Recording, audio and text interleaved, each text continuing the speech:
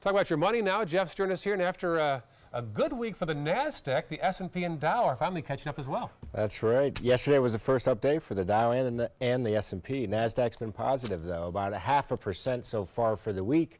While the Dow is down around 1%, while the S&P's trailing 0.5% for the week. We know the big news Wednesday, the Feds raised the rates. Nobody was too surprised, but we see the 10-year Treasury 3.03%.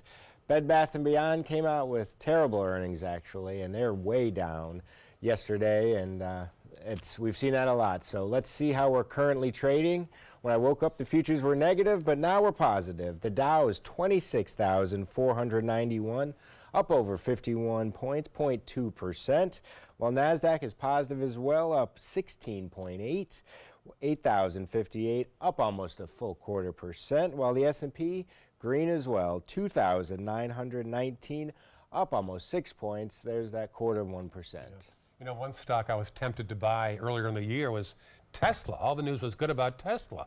You've got an update for us. That is correct. Big news. The SEC came out yesterday and said there's going to have inquiries and possible lawsuits coming up.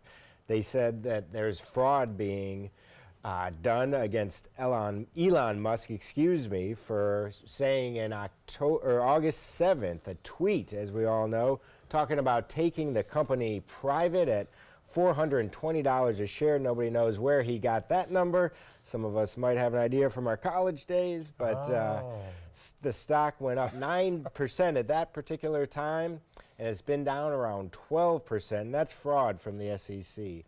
3 weeks after that tweet, he's abandoned that idea, and you just really can't do that as a publicly traded company. So they're in there. There's a lot of issues going on. They owe about $1 billion come up in February, so we'll see if they'll have that aspect, and the shares just been down. So there's a lot of stuff going on. They may even come after Tesla, the company, afterwards, but wow.